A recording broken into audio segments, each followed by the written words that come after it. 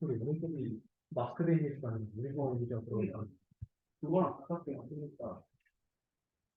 인간 이미지 자체가 그랬습니다. 시작하겠습니다. 그걸 인덱스로 이제 표현을 하고, 네가 말하고 싶은 것들을 선택하는 것처럼.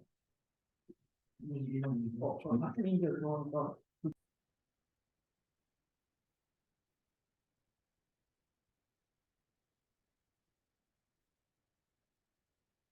이제 제가 오늘 발표할 논문은 이제 Adding Conditional Control to Text to Image Diffusion 모델이라는 제목을 가지고 있는 컨트롤렛이라는 논문입니다. 먼저 앱스트랙을 먼저 살펴보자면 그냥 컨트롤렛을 한마디로 정의를 하자면 프리트레인된 되게 큰 디퓨전 모델에 어떻게 하면 어디셔널 인풋 컨디션을 추가를 할 수 있을지에 대해서 좀 고민한 논문인 것 같습니다. 그리고 엔드 투 엔드로 학습을 할 수 있고 되게 크기가 작은 데이터셋에서도 로버스트함을 보이면서 퍼스널 디바이스에도 작동을 하는 그런 디퓨전 모델이라고 할 수 있겠습니다. 어디셔널 인풋의 예로는 뭐 엣지 맵이나 아니면 세그멘테이션 맵이나 뭐 키포인트 등등이 있을 것 같습니다. 밑에는 이제 기터브의 스타 개수인데 지금 한 2달이 됐는데 16,000개 스타를 받으면서 이제 연구자들한테 굉장히 큰 어떤 관심을 받고 있는 그런 논문입니다. 사실 논문이라고 하기보다는 어떤 테크니컬 논문 자체의 형식도 정형화가 되지가 않아가지고 테크니컬 리포트에 가까운 논문이라고 보시면 될 것 같습니다. 일단 먼저 간략하게 말씀을 드리자면은 이 논문은 그 텍스트 투 이미지에 대한 태스크를 굉장히 많이 연구를 한 분들이 이제 작성을 했는데 어, 어떤 한 되게 음, 라지 모델이 있으면 텍스트 이미지에 대한 라지 모델이 있으면 거기에 프롬프트를 넣어서 이미지를 뱉어내는 그런 모델입니다. 근데 우리가 이제 저자가 생각을 한 겁니다. 과연 그 프롬프트에서 이미지로 그냥 바꿔주는 게 과연 우리의 어떤 그 이미지 퀄리티에 대한 니즈를 충족을 시킬지에 대한 의문을 가졌답니다. 그래서 이미지 프로세싱에 대한 전반적으로 세 가지 연구를 진행을 하면서 세 가지의 이제 어떤 의문점이 떠올랐다고 합니다. 먼저 첫 번째는 그러면 우리가 프롬프트에 대한 인풋 말고 다른 인풋을 넣기 위해서는 어, 안 그래도 프롬프트 텍스트 투 이미지 모델 자체가 무겁고 많은 어떤 그 이퀘이션들이 필요한데 어떤 라지 모델에 적용을 할 수 있을지 그리고 만약에 적용을 한다고 하면 어떤 종류의 프레임워크를 사용해야 되는지 그리고 어떤 특정한 태스크에 있어서 그 모델이 그 이점을 그대로 보존을 할 수 있는지에 대해서 세 가지 질문을 던졌다고 합니다. 그래서 이제 그 세 가지에 대한 답을 이제 말씀을 드리면은 생각보다 그 이미지 프로세싱의 전반적으로 그 데이터셋이나 그 크기 자체가 그렇게 막 크지 않다는 것입니다. 그 이미지 텍스트 투 이미지 모델에 사용되는 데이터셋 같은 경우에는 이게 5 빌리언 정도의 이미지 개수를 들고 있는데 다른 어떤 스페시픽한 프로블럼에 대한 데이터에 대해서는 뭐 많아봤자 10만 개가 정도가 된다고 합니다. 그래서 그 다른 에디셔널 인풋을 넣을 때 고려해야 될 것은 그리고 또 퍼스널 디바이스에서 동작하게 하려면 오버피팅이나 어떤 일반화되는 그런 능력들을 보존해야 될 필요가 있다고 생각을 들었답니다. 두 번째는 우리가 되게 많은 GPU 리소스를 가지고 있을 때 그 리소스에 뭐 어떤 시간이 걸리든 그거를 옵티마이저 하는 것보다 정해진 GPU, 즉 어떤 퍼스널 디바이스 리소스에서 옵티마이저를 하는 게 조금 더 중요하다고 주장을 하고 있습니다. 그래서 뭐 어떤 프리트레인된 웨이트를 쓰던지 아니면은 그 트랜스퍼 러닝 같은 파인 튜닝 전략을 사용하든지 즉 그냥 무한히 많은 자원을 사용하기보다 어떤 한정된 GPU에서도 충분히 옵티마이제이션을 할 수 있어야 된다라고 주장을 하고 있습니다. 그리고 세 번째는 어,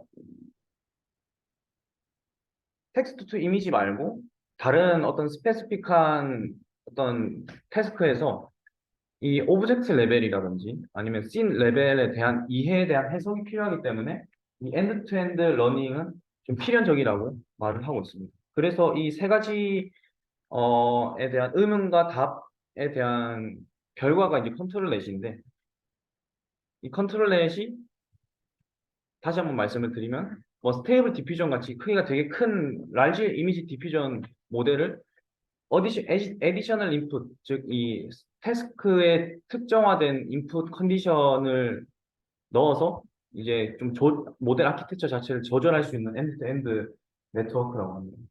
그래서 메소드적으로 봤을 때 컨트리뷰션 이 두 개인데 트레이너블 카피와 락 카피 그리고 어, 제로 컨볼루션 이건 뒤에 가서 자세하게 설명을 드릴 것이고 마찬가지로 그 스테이블 디퓨전 같이 large 모델에 적용하는 컨트롤 넷이 이런 5만 개 내지 1,000개 정도밖에 되지 않는 작은 데이터셋에서도 잘 동작을 한다.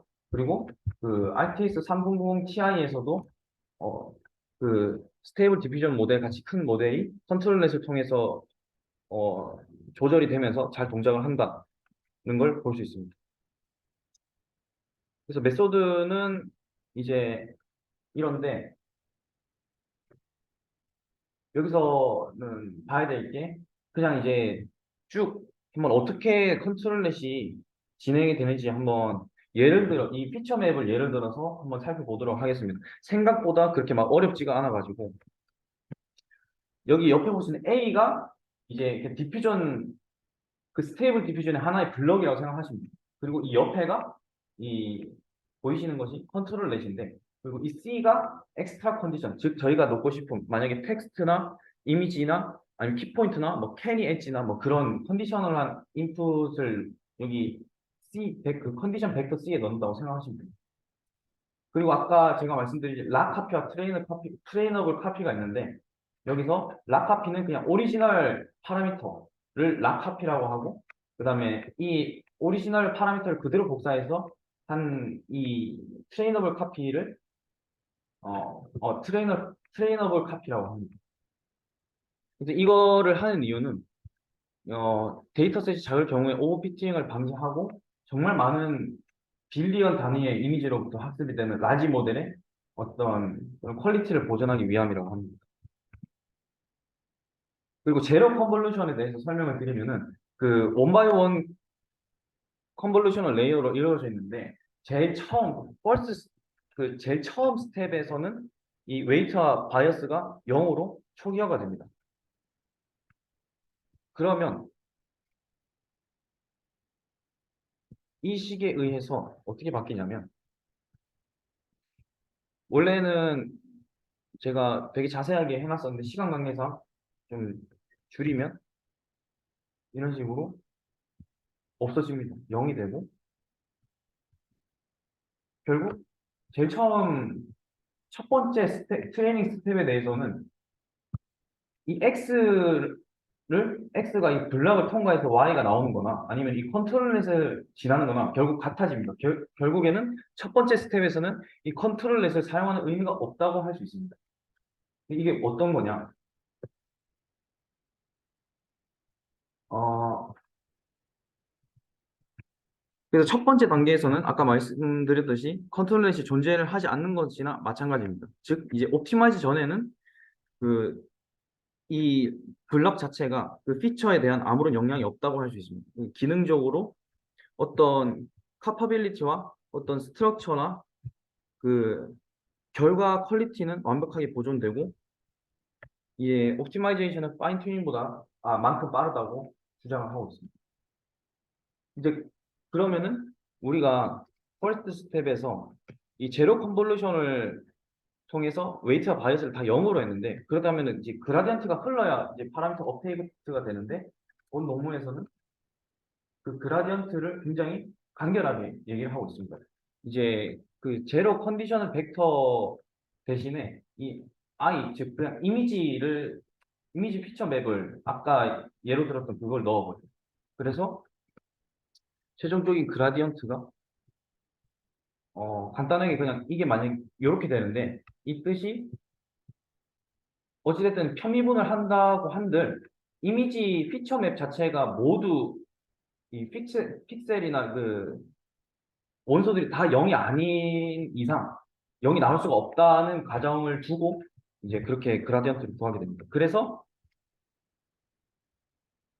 보시면은 원래 트레이닝 스텝의 제일 첫 번째 단계에서는 0부터 시작하던 게 점진적으로 이렇게 올라가면서 어, 파라미터를 웨이트나 바이어스를 업데이트를 하게 됩니다. 그래서 유닛의 각 단계를 컨트롤하기 위해서 이런 식으로 이게 스테이블 디퓨전에서 컨트롤 렛을 적용한 거고 계산할 계산적으로 되게 효율적이면서 여기 보시면 A140기가짜리 싱글 GPU에서 그 23% 기존 스테이블 디퓨전보다 컨트롤렛을 사용한 디퓨전이 23%의 GPU 메모리를 절약을 하면서 어떻게 보면은 컴퓨테이션 그 컴플렉서티를 좀 줄였다고 얘기를 할 수 있을 것 같습니다. 그래서 그 트레이닝을 저번에 이제 DDPM 설명하면서 말씀드렸던 이 로스 펑션을 가지고 학습이 진행되고 이 뒤에는 스테이블 디퓨전에 대한 설명인데 제가 아직 그 논문을 자세하게 읽지 않아서 대략적으로 학습은 이렇게만 진행된다고 보시면 될 것 같습니다. 여기서 좀 보실 점은 이 CF가 들어간다는 점인데 이 CF가 아까 말씀드렸던 그 컨디션 인풋에 해당하는 겁니다. 그래서 그 이 왼쪽이 이제 이미지와 함께 같이 들어가는 Z에 해당하는 건데 보시다시피 다른 컨디셔널한 인풋을 넣었을 때와 비교해서 굉장히 좀 다양한 이미지를 생성해낸다는 것을 볼 수 있습니다.